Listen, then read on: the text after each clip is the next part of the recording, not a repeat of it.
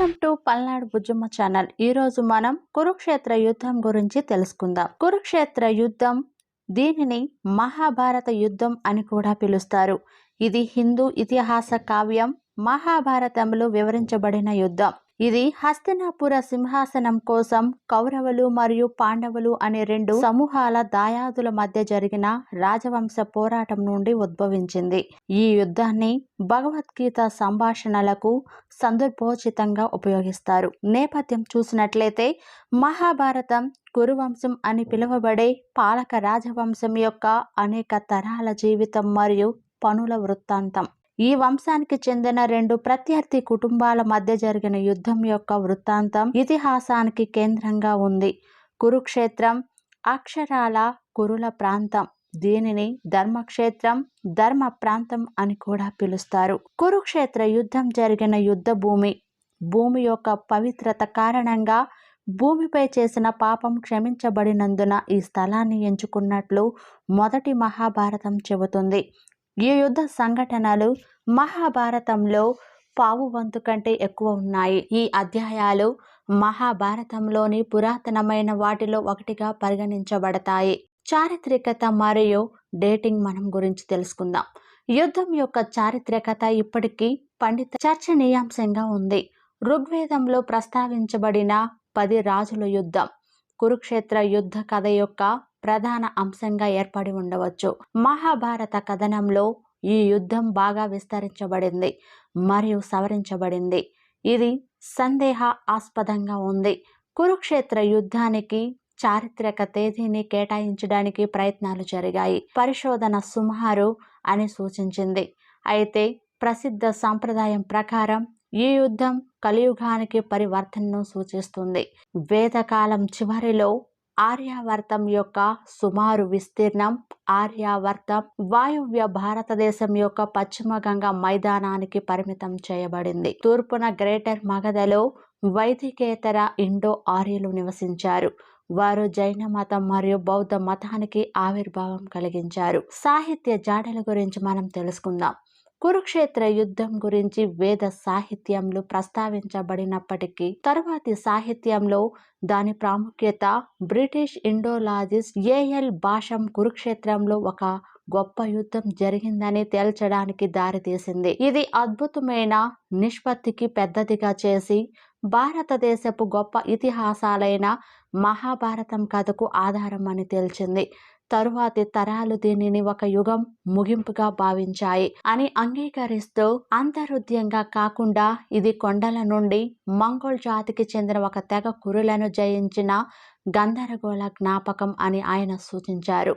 అతను దానిని చరిత్రకారుడికి పనికి రానిదిగా భావించాడు మరియు పురావస్తు ఆధారాలు మరియు ఇది చాలా ముందుగానే ఉండకపోవచ్చని చూపించడానికి బ్రాహ్మణ సాహిత్యంలోని కొన్ని ఆధారాల ఆధారంగా యుద్ధాన్ని క్రీస్తు పూర్వం 9వ శతాబ్దానికి చెందినదిగా పేర్కొన్నారు. పురాణ సాహిత్యం మహాభారత కథనంలో ముడిపడి ఉన్న వంశావళి జాబితాలను అందిస్తుంది.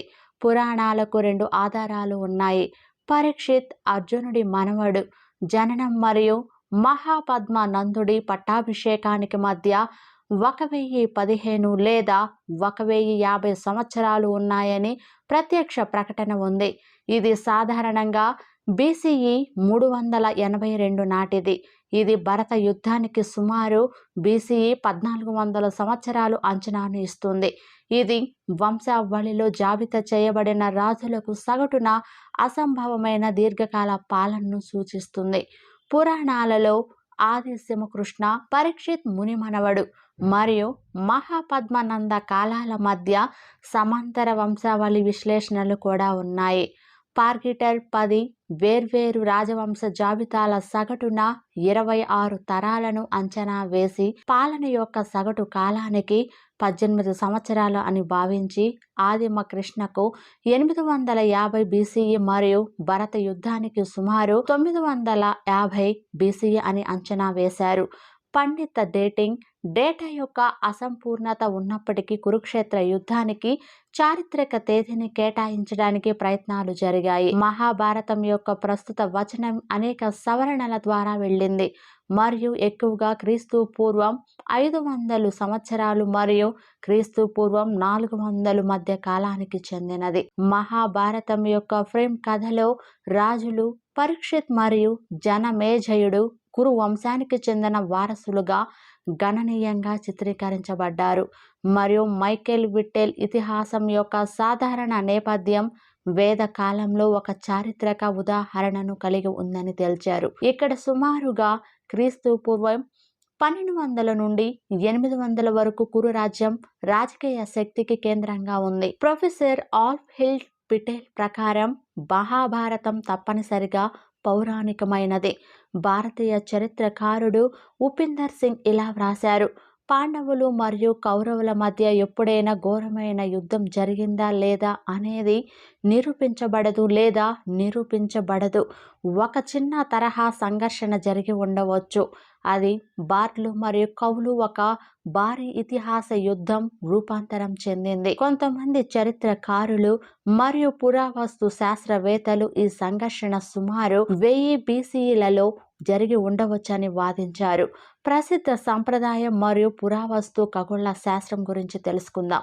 ఈ యుద్ధం కలియుగానికి పరివర్తనను సూచిస్తుందని మరియు దానిని 3102 BCE నాటిదని ప్రసిద్ధ సంప్రదాయం చెబుతుంది. అనేక ఇతర ప్రతిపాదనలు ముందుకు వచ్చాయి. శక మరియు శకాంత యుగాల మధ్య తేడాను గుర్తించి ప్రసిద్ధ సంప్రదాయంలో మరియు ఐహోల్ శాసనం ఆధారంగా ఇవ్వబడిన తేదీకి 60 సంవత్సరాల దిద్దుబాటును వర్తింపచేయడం ద్వారా వేదవీర్ ఆర్య 3162 BCE తేదీని ఇచ్చారు. మహాభారత యుద్ధం 3067 BCEలలో జరిగిందని వాదించడానికి బిఎన్ ఆచార్ ప్లానెటోరియం సాఫ్ట్వేర్ను ఉపయోగించారు. డైటర్ కోచ్ ఈ యుద్ధాన్ని పాఠ్యాంశంలో పేర్కొన్న సూపర్ కంజంక్షన్ల ఆధారంగా ప్లానెటోరియం సాఫ్ట్వేర్ను ఉపయోగించి పేర్కొన్నాడు. భారత జాతీయ క్యాలెండర్ను రూపొందించిన క్యాలెండర్ సంస్కరణ కమిటీ సభ్యులలో ఒకరైన కేసియో లక్ష్మణ్ దఫ్తారి ఈ యుద్ధం 1197 BCEలో జరిగిందని అభిప్రాయపడ్డారు. యుద్ధం 950 BCE దగ్గర జరిగిందని విఎస్ దూబే పేర్కొన్నారు. పురావస్తు సంస్కృతులలో అనుబంధాల గురించి తెలుసుకుందాం. భారతీయ పురావస్తు శాస్త్రవేత్త బీబీలాల్ అనే విధానాన్ని ఉపయోగించి సగటు పాలనను మరింత సాంప్రదాయికంగా అంచనా వేశారు. దీనిని పెయింటెడ్ గ్రేవేర్ PGW ప్రదేశాల నుండి వచ్చిన పురావస్తు ఆధారాలతో సహసంబంధం కలిగి ఉన్నారు. పెయింటెడ్ గ్రేవేర్ PGW కళాఖండాలు మరియు ఇతిహాసంలో పేర్కొన్న ప్రదేశాల మధ్య సంబంధం బలంగా ఉంది. జాన్కీ దానిని ధృవీకరించారు మరియు యుద్ధం క్రీస్తు పూర్వం 950లో జరిగిందని కూడా తేదీని ఇచ్చారు. పర్పోల ప్రకారం ఈ యుద్ధం పెయింటెడ్ గ్రేవేర్ సంస్కృతి యొక్క తరువాతి దశలో సుమారు 750 నుండి 350 BCE సమయంలో జరిగి ఉండవచ్చు. గృహ సూత్రాలకు ముందు వేద సాహిత్యంలో పాండవ వీరుల గురించి ప్రస్తావించబడలేదని ఆయన గుర్తించారు. పాండవులు ఇరానియన్ వలసదారులు. వారు BCE 800 ప్రాంతంలో దక్షిణ ఆసియాకు వచ్చారని పర్పోలా సూచిస్తున్నారు. సినోలీలో జరిపిన త్రవ్వకాల్లో వోచర్ కలర్ పాటరీ కల్చర్ ఓసిపికు చెందిన బండ్ల అవశేషాలతో కూడిన సమాధులు బయటపడ్డాయి. అనేక మంది రచయితలు PGWకి బదులుగా ఋగ్వేద సంస్కృతి మరియు యుద్ధాన్ని ఓసిపికి అనుసంధానించాలని ప్రతిపాదించారు. బండ్లు 1800 నుండి 1500 BCE నాటివి అయినప్పటికీ గుప్తా మరియు మణి ప్రస్తుత పురావస్తు ఆధారాల స్థితిలో ఓసిపి మహాభారత సంఘానికి బలమైన పోటీదారుగా కనిపిస్తుంది అని పేర్కొన్నారు. ఈ యుద్ధాన్ని 4వ సహస్రాబ్ది BCE నాటిదిగా గుర్తించారు. పర్పోలా ఈ అన్వేషణలను ఎద్దులాగిన బండ్లుగా చూస్తున్నారు. ఇది ఋగ్వేద ప్రజల వలసకు ముందు 2వ సహస్రాబ్ది BCE ప్రారంభంలో భారత ఉపఖండంలో ఇండో ఆర్యన్ వలసల మొదటి తరంగానికి తన ప్రతిపాదనకు మద్దతును సూచిస్తుంది. మహాభారత యుద్ధ వివరణ గురించి తెలుసుకుందాం. ప్రారంభంలో సంజయుడు భూమి యొక్క వివిధ ఖండాలు, ఇతర గ్రహాల గురించి వర్ణన ఇస్తాడు మరియు భారత ఉపఖండంపై దృష్టి పెడతాడు. తరువాత పురాతన భారత ఉపఖండంలోని భరతవర్ష రాజ్యాలు, తెగలు, ప్రావిన్సులు, నగరాలు, పట్టణాలు, గ్రామాలు, నదులు, పర్వతాలు మరియు అడవుల యొక్క విస్తృతమైన జాబితాను ఇస్తారు. ప్రతిరోజు ప్రతివైపు స్వీకరించిన సైనిక నిర్మాణాలు, ప్రతి హీరో మరణం మరియు ప్రతి యుద్ధ రేసింగ్ వివరాలను కూడా అతను వివరిస్తాడు. కృష్ణుడి శాంతి లక్ష్యం రాజధర్మంలో శాంతి కోసం చివరి ప్రయత్నంగా కౌరవులను హేతుబద్ధంగా చూడటానికి, వారి బంధువుల రక్తపాతాన్ని నివారించడానికి మరియు పాండవుల దైవిక రాయబారిగా తనతో శాంతియుత మార్గాన్ని ప్రారంభించమని ఒప్పించడానికి కృష్ణుడు హస్తినాపుర రాజ్యానికి ప్రయాణిస్తాడు. రాజభవనంలో ఉండటానికి తన ఆహ్వానాన్ని కృష్ణుడు తిరస్కరించినందుకు దుర్యోధనుడు అవమానించబడ్డాడు. పాండవుల ప్రతిష్టకు సవాలుగా మరియు బహిరంగ యుద్ధ చర్యగా కృష్ణుడిని అరెస్టు చేసి హస్తినాపుర రాజ ప్రాంగణం ముందు అతన్ని అవమానించడానికి మరియు అపఖ్యాతి పాలవడానికి దుర్యోధనుడు కుట్ర పన్నాడు. హస్తినాపుర ఆస్థానంలో కురు మహాసభలో కృష్ణుడు చేసిన శాంతి ప్రతిపాదనను అధికారికంగా సమర్పించినప్పుడు కృష్ణుడు దుర్యోధనుడిని ఇంద్రప్రస్థానాన్ని పాండవులకు తిరిగి ఇచ్చి యథాతథ స్థితిని పునరుద్ధరించమని, లేదా పాండవులకు ఒక్కొక్కరికి 1 చొప్పున కనీసం 5 గ్రామాలు ఇవ్వాలని అడుగుతాడు. దుర్యోధనుడు నిరాకరిస్తాడు. కృష్ణుడు శాంతి ప్రతిపాదనలను విస్మరించి తోసిపుచ్చుతారు మరియు పెద్దల హెచ్చరికలను కూడా పట్టించుకోకుండా దుర్యోధనుడు తన సైనికులను కృష్ణుడిని అరెస్టు చేయమని బహిరంగంగా ఆదేశిస్తాడు. కృష్ణుడు నవ్వుతూ తన దైవిక రూపాన్ని ప్రదర్శిస్తూ తీవ్రమైన కాంతిని ప్రసరింపజేస్తాడు. దుర్యోధనుడి తోడును చీల్చుతానని ప్రమాణం చేసిన వ్యక్తి చేతిలో అతని పతనం ఖాయమని అతను శపిస్తాడు. దుర్యోధనుడిచే అతని శాంతి లక్ష్యం పూర్తిగా అవమానించబడింది.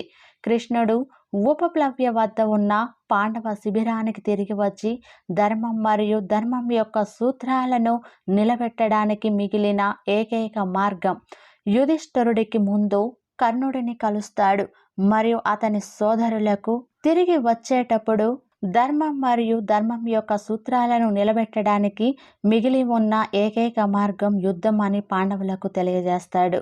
తిరిగి వచ్చేటప్పుడు కృష్ణుడు కుంతి యొక్క మొదటి సంతానం యుధిష్ఠిరుడికి ముందు కర్ణుడిని కలుస్తాడు మరియు అతని సోదరులకు సహాయం చేసి ధర్మం వైపు పోరాడమని అడుగుతాడు. అయితే దుర్యోధనుడు తనకు సహాయం చేస్తుండటంతో కర్ణుడు కృష్ణుడితో తాను అప్పు తీర్చవలసి ఉన్నందున పాండవులతో యుద్ధం చేస్తానని అంటాడు. ఇలాంటి ఇన్ఫర్మేటివ్ వీడియోస్ గురించి తెలుసుకోవాలంటే మా ఛానల్ను తప్పక సబ్స్క్రైబ్ చేసుకోండి. అలానే షేర్ చేయండి, లైక్ చేయండి. Thank you for watching. Thank you.